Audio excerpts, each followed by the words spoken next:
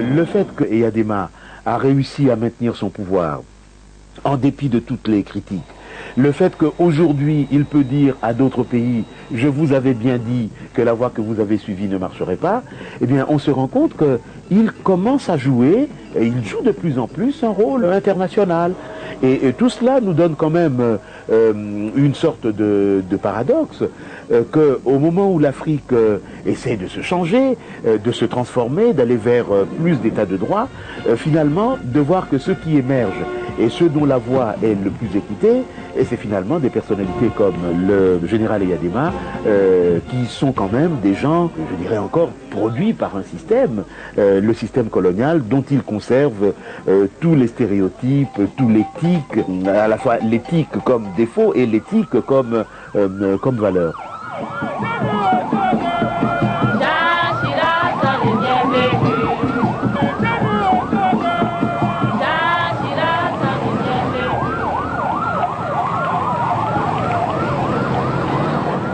Il y a beaucoup d'hypocrisie aujourd'hui dans la relation de l'Afrique avec le reste du monde, et il y a une sorte de consensus tacite entre Africains et bailleurs de fonds, entre pays occidentaux et régimes africains.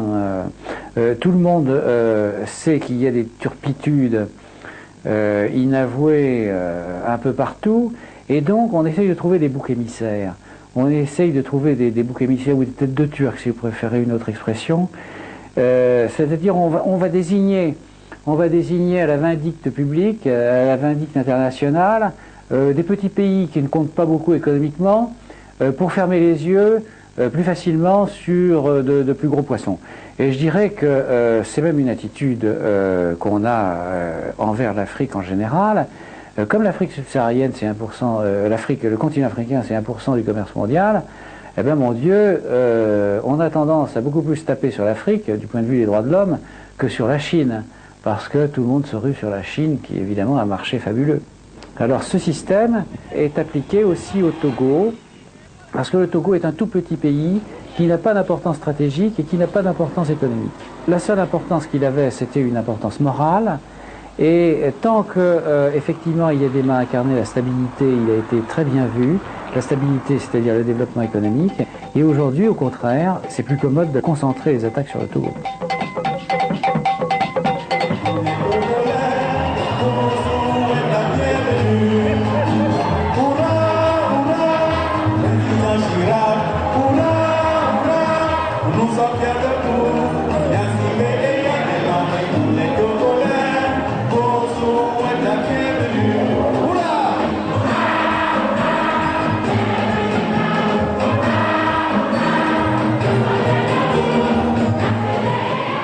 En juillet 99, le président Chirac a fait escale à Lomé.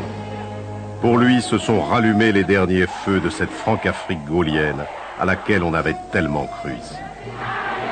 Dans l'indifférence générale, le continent est devenu une gigantesque poudrière. Dernier vestige du précaré francophone, la Côte d'Ivoire, la Guinée, le Cameroun, le Gabon ou le Togo sauront-ils assurer la succession de leurs chefs? Sauront-ils échapper aux guerres civiles qui ravagent l'ex-Zaïre, le Congo ou le Rwanda? Désormais, sous la férule de la Banque mondiale et autres fonds monétaires internationaux, l'Afrique est-elle une terre condamnée à survivre entre des présidents à vie et des chefs de bande? Une terre où la démocratie rimerait toujours avec boire sans payer.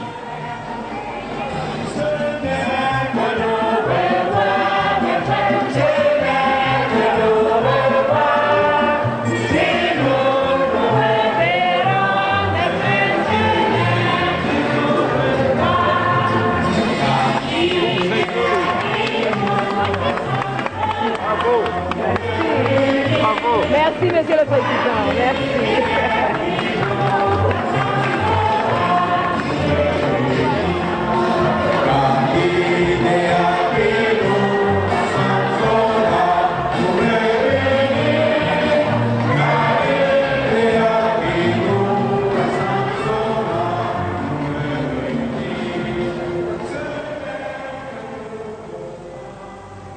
Et c'est pourquoi